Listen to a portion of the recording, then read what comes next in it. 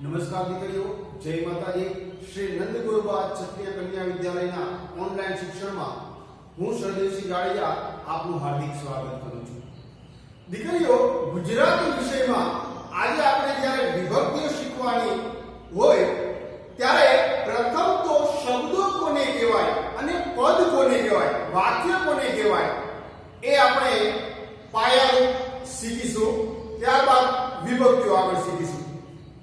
तो प्रथम तो यहाँ शब्दों અને પદો, તો પ્રથમ તો અહીં આપણે શબ્દો કોને કહેવાય અને પદ કોને કહેવાય તે શીખીશું અને તેના માટે આપણે એક ઉદાહરણ લઈએ।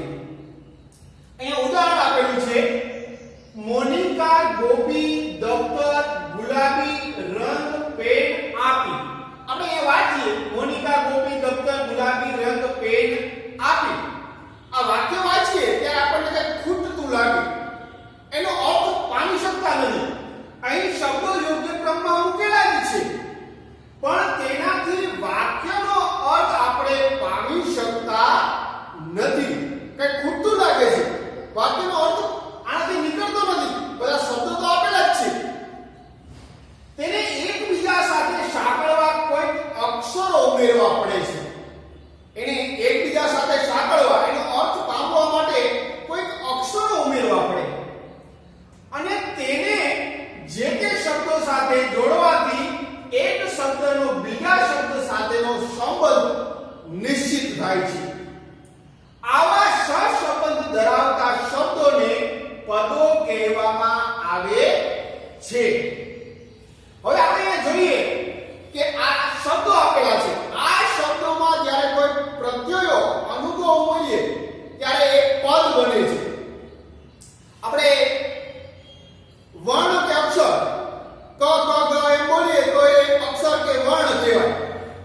ત્યારબાદ અહીંયા આપણે મોનિકા ગોપી દફતર એમ બોલીએ તો એ શબ્દ કહેવાય અને એ શબ્દોમાં કોઈ પ્રત્યયો કે અનુભવ ઉમેરવામાં આવે ત્યારે એક પદ બને છે અને એ પદોનો સમૂહ એટલે કે વાક્ય। તો અહીંયા આપણે એ ઉદાહરણ પાછું જોઈએ। મોનિકાએ, અહીંયા પ્રત્યય કે અનુભવ ઉમેર્યો છે, મોનિકાએ ગોપીને દફતરમાંથી ગુલાબી રંગની પેન્સિલ આપી। હવે આપણે ઉપર ઉદાહરણ જોયું, એનો કોઈ અર્થ પામી શકતા ન હતા, પરંતુ અહીંયા આપણે પ્રત્યયો કે અનુભવ ઉમેર્યા એટલે એ પદ બની ગયા અને એનાથી આપણે હવે અર્થ પામી શકીએ છીએ। તો આ પદોનું આખું વાક્ય બની ગયું, પદોના સમૂહ। મોનિકાએ ગોપીને દફતરમાંથી ગુલાબી રંગની પેન્સિલ આપી। શબ્દોમાં પ્રત્યયો કે અનુભવ જોડવાથી તે પદો બને છે। આપણે જોયું આ શબ્દ હતા, આ શબ્દમાં આપણે પ્રત્યય કે અનુભવ જોડ્યા એટલે એ પદ બન્યા અને આ પદોનો સમૂહ એટલે વાક્ય। આ પદોનો સમૂહ એટલે શું થાય?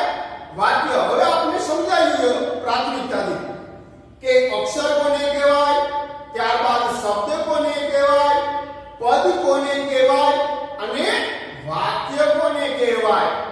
આ પદોનો સમૂહ એટલે વાક્ય। ઉપરના ઉદાહરણમાં જે અક્ષરોને રેખાંકિત કરવામાં આવ્યા છે, અહીં અમે અંડરલાઈન કરી છે, જે રેખાંકિત કર્યા છે, એ વિભક્તિના પ્રત્યયો અનુભવ તરીકે ઓળખાય છે। આપણે પ્રત્યયો કે અનુભવ તરીકે ઓળખી શકીએ છીએ અને આપણે જોયું પ્રથમ ક ખ ગ વાંચીએ એટલે અક્ષર કહેવાય, ત્યારબાદ આપણે જોયું મોનિકા ગોપી દફતર, આ બધા શબ્દો છે અને એ શબ્દોમાં પ્રત્યયો આપણે જોડ્યા, ઉમેર્યા એટલે પદો બન્યા અને એ પદોનો સમૂહ એટલે વાક્ય। તો હવે આપણે શબ્દો અને પદો અને વાક્ય કોને કહેવાય એ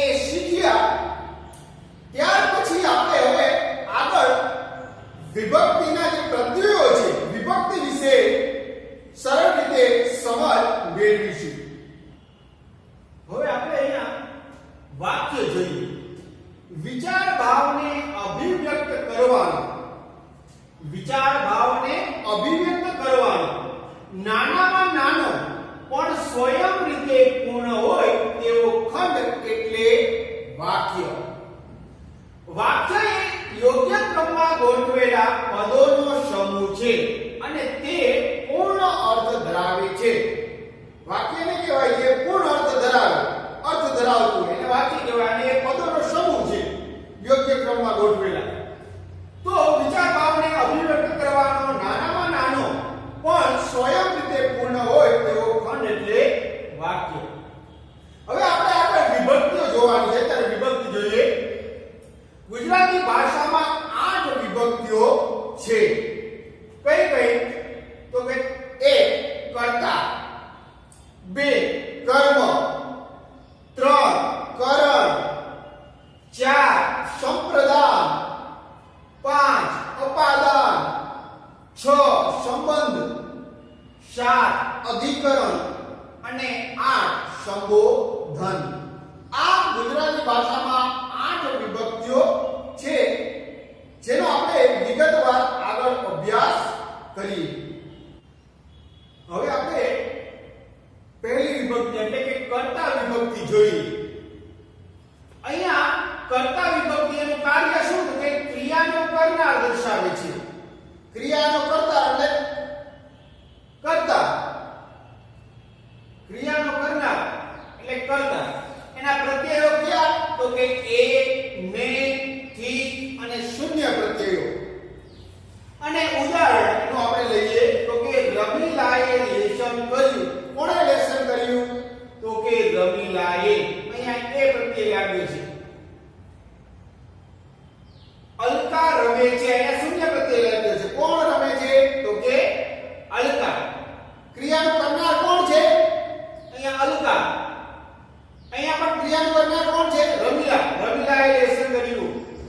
કર્તા એટલે ક્રિયાનો કરનાર, જે કાર્ય કરે છે તે એનો કરનાર એટલે કર્તા. કલ્પેશથી ચલાતું નથી. કોનાથી નથી ચલાતો? તો કે કલ્પેશથી. એટલે અહીંયા ક્રિયાનો જે કરનાર છે એ કર્તા વિભક્તિમાં આવે છે અને એને એ, ને, થી કે શૂન્ય જેવા પ્રત્યયો લાગે છે. એક પણ પ્રત્યય ન લાગે એટલે શૂન્ય પ્રત્યય. અહીંયા અલકા રમે છે. કોણ રમે છે? તો કે અલકા રમે છે. એ શૂન્ય પ્રત્યયમાં આવે છે.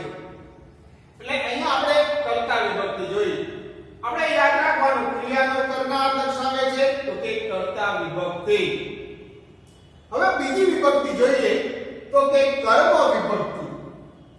એનું કાર્ય તો કે ક્રિયાપદની સાથે કર્મનો સંબંધ દર્શાવે છે. કોની સાથે? ક્રિયાપદની સાથે કર્મનો સંબંધ દર્શાવે છે. એના પ્રત્યયો તો કે ને અને શૂન્ય પ્રત્યય.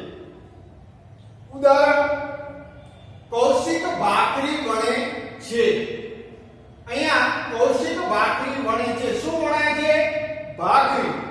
અહીંયા ક્રિયાપદની સાથે કર્મનો સંબંધ દર્શાવે છે એટલે કૌશિક ભાખરી વણે છે. વણે છે ક્રિયાપદ છે, એની સાથે કર્મનો સંબંધ દર્શાવે છે. ગીતા દીવડાને પ્રગટાવે છે. પ્રગટાવે છે. શું પ્રગટાવે છે? દીવડાને. શું વણે છે? ભાખરી. તો અહીંયા ક્રિયાપદની સાથે કર્મનો સંબંધ દર્શાવે તે કર્મ વિભક્તિમાં આવે છે અને એના પ્રત્યયો ને અને શૂન્ય પ્રત્યય. એક પણ પ્રત્યય ન લાગે. અહીંયા ભાખરી અને પ્રત્યય લાગેલો નથી એટલે અહીંયા શૂન્ય પ્રત્યય છે. શું વણે છે? ભાખરી વણે છે. શું પ્રગટાવે છે?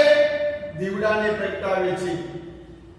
તો અહીંયા આપણે કર્તા વિભક્તિ અને કર્મ વિભક્તિ જોઈ. હવે આપણે અહીંયા ત્રીજી વિભક્તિ જોઈએ, કરણ વિભક્તિ. કરણ એટલે કે સાધન. જે સાધનથી ક્રિયા કરવામાં આવે એ કરણ વિભક્તિમાં આવે. એનું કાર્ય શું? ક્રિયાપદની સાથે કરણ એટલે કે સાધનનો સંબંધ દર્શાવે છે. એ કરણ વિભક્તિ. પ્રત્યય તો કે એ, થી, થકી, વડે. એ, થી, થકી અને વડે. ઉદાહરણ અહીંયા આપણે લઈએ ચપ્પુથી બટેટા સમારો. શેનાથી? તો કે ચપ્પુ થી બટેટા સમારો, અહીંયા થી પ્રત્યય આવ્યો. બીજું ઉદાહરણ લઈએ, સોય વડે ટાકા લઈ લો. શેના વડે? તો કે સોય વડે. અહીંયા ચપ્પુથી, સોય વડે, આ બધા સાધનનો ક્રિયા સાથેનો સંબંધ દર્શાવે છે. એટલે ક્રિયાપદની સાથે કરણ સાધનનો સંબંધ દર્શાવે છે. એ કરણ વિભક્તિમાં આવે. આપણે એક ઉદાહરણ લઈએ તો રામ બાણ વડે રાવણને મારે છે. શેના વડે? તો કે બાણ વડે. તો આ સાધનનો જે સંબંધ દર્શાવે ક્રિયા સાથે એ કરણ વિભક્તિમાં આવે છે, એટલે ત્રીજી વિભક્તિ. હવે એ ચોથી વિભક્તિ એટલે સંપ્રદાન વિભક્તિ. ચતુર્થ વિભક્તિ એટલે સંપ્રદાન. સંપ્રદાન એટલે આપવું, દાન આપવાની ક્રિયા, કંઈક આપવાની ક્રિયા જ્યાં થતી હોય એ સંપ્રદાન વિભક્તિમાં આવે છે. એનું કાર્ય શું? ક્રિયાપદની સાથે કશું આપવાનો સંબંધ દર્શાવે છે. શું દર્શાવે છે? કશું આપવાનો સંબંધ દર્શાવે છે. એ સંપ્રદાન વિભક્તિમાં આવે. પ્રત્યય તો કે ને. ઉદાહરણ, ગરીબોને કામ આપો. અહીંયા આપવાની ક્રિયા થઈ એટલે એ સંપ્રદાન થઈ. તમે જોતા હશો પ્રત્યયો ને પ્રત્યયો તો ઘણા બધામાં આવે. દ્વિતીય વિભક્તિમાં આવે, પ્રથમમાં આપણે જોઈ ગયા. તો ખાલી પ્રત્યય પરથી વિભક્તિને ઓળખવાની નથી, પણ એ વિભક્તિનું કામ શું છે એના પરથી આપણે એ વિભક્તિને ઓળખશું. ધારો કે પરીક્ષામાં એમ આપેલું હોય કે ગરીબોને કામ આપો. સ્પર્ધાત્મક પરીક્ષાઓમાં તો પૂછાય છે ઘણી બધી. તો ગરીબોને કામ આપો. હવે અહીંયા ને તો રાખેલો જ છે પ્રત્યય. એ તો ઘણી બધી વિભક્તિમાં પ્રત્યય નહીં આવતો હોય. તો આપણે અહીંયા એનો અર્થ સમજીએ કે ગરીબોને કામ આપો. અહીંયા આપવાની ક્રિયા થઈ છે. કર્ણ બ્રાહ્મણોને દાન આપે છે. શું આપે છે? બ્રાહ્મણોને દાન આપે છે. કોને? તો કે બ્રાહ્મણોને. અહીંયા આપવાની ક્રિયા થઈ. તો જ્યાં દાન આપવાની ક્રિયા, આપવાની ક્રિયા થતી હોય ત્યાં સંપ્રદાન વિભક્તિ બને છે. અહીંયા ત્રીજા વિભક્તિ આપણે જોઈએ. ત્રીજી વિભક્તિ કે જ્યાં ક્રિયાપદ સાથે કરણ સાધનનો સંબંધ દર્શાવે. આપણે પ્રત્યયો તો જોવાના છે, પણ પ્રત્યયો પહેલા એ અર્થ શું દર્શાવે છે વાક્ય? ચપ્પુથી બટેટા સમારો. શેના વડે? તો કે સાધનનો ક્રિયા સાથે સંબંધ છે. સોય વડે ટાકા લઈ લો. શેના વડે? તો સોય વડે. તો અહીંયા ખબર પડી જાય છે આખું વાક્ય વાંચીએ એટલે કે આ અહીંયા સાધન વડે જે મદદરૂપ થવામાં આવ્યું, ક્રિયાપદ સાથે કરણ સાધનનો સંબંધ દર્શાવવામાં આવ્યો એટલે કરણ. સંપ્રદાન વિભક્તિ તો કે કંઈક આપવાની ક્રિયા કરવામાં આવી એટલે અહીંયા આ વાક્ય છે એ ચતુર્થ વિભક્તિમાં છે. ગરીબોને કામ આપો. કર્ણ બ્રાહ્મણોને દાન આપે છે. હવે આપણે અહીં આગળ પંચમી વિભક્તિ એટલે કે અપાદાન વિભક્તિ જોઈએ. અપાદાન શબ્દ, અપાદાન એટલે કે છૂટા પડવું, અલગ પડવું, એનો અર્થ એ થાય. એનું કાર્ય શું? તો કે છૂટા પડવાનો, અંતર બતાવવાનો સંબંધ દર્શાવે છે.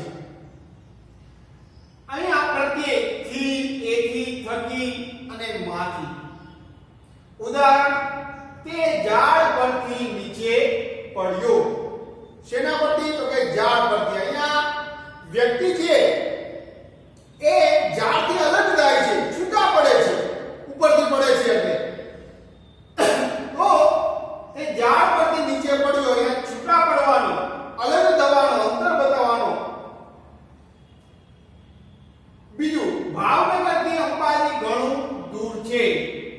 અહીંયા બે સ્થળ વચ્ચે અંતર ઘણું બધું દર્શાવવામાં આવ્યું છે કે ભાવનગરથી અંબાજી ઘણું દૂર છે. આમ અહીંયા અંતરનો દર્શાવવામાં આવ્યો છે. તેણે ટ્રેનમાંથી સામાન બહાર ફેંક્યો. અહીંયા અલગ થયું, છૂટા પડ્યું. ટ્રેનમાંથી સામાન બહાર ફેંક્યો એટલે ટ્રેનથી સામાન જે અલગ પડ્યો, છૂટો પડ્યો. એટલે અહીંયા માંથી, તો અહીંયા થી, માંથી, એથી વગેરે પ્રત્યયો છે એ અપાદાન વિભક્તિમાં આવે છે. તે વ્યક્તિ ઘોડા પરથી નીચે પડ્યો. હવે ઘોડા પરથી નીચે પડે તો અહીંયાથી છૂટા પડ્યા એટલે અલગ થયા, એટલે ત્યાં અપાદાન વિભક્તિ બતાવવામાં આવે. તો એ છૂટા પડવાનો અંતર બતાવવાનો સંબંધ છે એ અપાદાન વિભક્તિ દ્વારા દર્શાવવામાં આવે છે. એના પછી જોઈએ સંબંધ વિભક્તિ.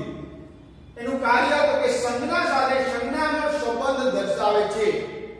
અહીંયા વ્યક્તિ કે વસ્તુ વચ્ચે કે બે વ્યક્તિ વચ્ચેનો સંબંધ જે દર્શાવવામાં આવે એ સંબંધ વિભક્તિમાં, બે વ્યક્તિ કે વસ્તુ વચ્ચેનો સંબંધ કે બે વ્યક્તિ વચ્ચેનો સંબંધ દર્શાવવામાં આવે એ સંબંધ વિભક્તિ થાય. કાર્ય સંજ્ઞા સાથે સંજ્ઞાનો સંબંધ દર્શાવે છે. પ્રત્યય નો, ની, નું, ના. ઉદાહરણ કપિલ રાયનો મધુકર પાસ થઈ ગયો. કોનો? તો કે કપિલ રાયનો. અહીંયા કપિલ રાયનો મધુકર પાસ થઈ ગયો એટલે બે વ્યક્તિ વચ્ચે સંબંધ દર્શાવવામાં આવ્યો છે. આ તેની દીકરી છે. અહીંયા ની પ્રત્યયો, નો, ની, નું, ના પ્રત્યયો, તો બે વ્યક્તિ વચ્ચે સંબંધ દર્શાવવામાં આવ્યો છે. આ રાજાનો મહેલ છે. અહીંયા કોનો મહેલ છે? તો કે રાજાનો. અહીંયા નો પ્રત્યય આવ્યો તો બે વ્યક્તિ વચ્ચે સંબંધ દર્શાવવામાં આવે કે વ્યક્તિ કે વસ્તુ વચ્ચે સંબંધ દર્શાવવામાં આવે ત્યારે એનો સંબંધ વિભક્તિમાં સમાવેશ થાય છે અને એના પ્રત્યયો નો, ની, નું, ના વગેરે જેવા પ્રત્યયો લાગે છે. હવે આગળ આપણે સાતમી વિભક્તિ જોઈએ, અધિકરણ વિભક્તિ. અધિકરણનું કાર્ય શું છે? ક્રિયાના સ્થળ કે સમય બતાવે છે. આમાં શું સમાવેશ થાય? તો કે સ્થળ અને સમયનો, એટલે અધિકરણ. પ્રત્યય તો કે એ, માં, ઉપર, પર. ઉદાહરણ તરીકે આપણે જોઈએ તે કાલે રાત્રે ગયો. અહીંયા સમય દર્શાવે છે. તે કાલે રાત્રે ગયો, અહીંયા સમય. બીજું ઉદાહરણ લઈએ, તે ગાડીમાં ઊંઘી ગયો. શેમાં ઊંઘી ગયો? તો કે ગાડીમાં. તો એ સ્થળ, ગાડી છે એ સ્થળ દર્શાવે છે. ડોલમાં ઘણું પાણી છે. શેમાં? તો કે ડોલમાં. અહીંયા પણ સ્થળ દર્શાવે છે. આમ ક્રિયાના સ્થળ કે સમય બતાવે એનો અધિકરણમાં સમાવેશ થાય. જે સાતમી વિભક્તિ છે. એના પછી જોઈએ આઠમી વિભક્તિ એટલે કે સંબોધન વિભક્તિ. કોઈ સંજ્ઞાને સંબોધન માટે આપણે સંબોધન કરીએ કે હે રામ, હે ભગવાન, તો એ સંબોધન વિભક્તિ. કાર્ય કોઈ પણ સંજ્ઞાને સંબોધન માટે. પ્રત્યય શૂન્ય પ્રત્યય. ઉદાહરણ પરેશ એક ફોન કરી દેજે. અહીંયા અટક્યા નહીં, પરેશ એક ફોન કરી દેજે, સંબોધન કર્યું. હે રામ, આ શું થયું? સંબોધન. હે રામ, હે ભગવાન, તો આ સંબોધન વિભક્તિમાં આવે. કોઈ પણ સંજ્ઞાને સંબોધન માટે એ સંબોધન વિભક્તિમાં આવે છે. તો અહીં આપણે ગુજરાતી ભાષાની 8 વિભક્તિઓ જોઈ અને એના પ્રત્યયો પણ જોયા. પ્રથમ વિભક્તિ કઈ? તો કે કર્તા વિભક્તિ. ક્રિયાનો કરનાર તો કે કર્તા. બીજી વિભક્તિ તો કે કર્મ વિભક્તિ. ક્રિયા સાથે નો કર્મનો સંબંધ દર્શાવે. ત્રીજી વિભક્તિ તો કે કરણ વિભક્તિ, જેમાં સાધનનો સંબંધ દર્શાવે છે ક્રિયા સાથે. આપણે જોયું ને ચક્કુથી બટેટા સમારો. તો પછી ચતુર્થ વિભક્તિ તો કે સંપ્રદાન વિભક્તિ. સંપ્રદાન એટલે કે આપવું, દાન આપવાની ક્રિયા કે આપવાની ક્રિયા થતી હોય એ સંપ્રદાન વિભક્તિમાં. આપણે અંદર જોયું કર્ણ બ્રાહ્મણોને દાન આપે છે. કોને? તો કે બ્રાહ્મણોને. ત્યારબાદ આપણે જોયું પંચમી વિભક્તિ એટલે અપાદાન વિભક્તિ. છૂટા પડવાની, અલગ પડવાની જ્યાં ક્રિયા થતી હોય. ઝાડ પરથી નીચે પડ્યો એટલે કે છૂટા પડવાની, અલગ થવાની ક્રિયા જ્યાં થતી હોય એ અપાદાનમાં. પછી ષષ્ઠી વિભક્તિ સંબંધ વિભક્તિ, બે વ્યક્તિ કે વસ્તુ વચ્ચે સંબંધ દર્શાવે. આપણે જોયું રાજાનો મહેલ, તો નો ની નું ના પ્રત્યયો જોયા. એ પછી તો કે સપ્તમી વિભક્તિ એટલે અધિકરણ વિભક્તિ, જે સ્થળ અને સમય દર્શાવે, એના પ્રત્યયો પણ જોયા. અને છેલ્લે આઠમી વિભક્તિ એટલે સંબોધન વિભક્તિ, જે સંબોધન કરીને બોલાવવામાં આવે, કહેવામાં આવે, એ સંબોધન વિભક્તિમાં સમાવેશ થાય છે.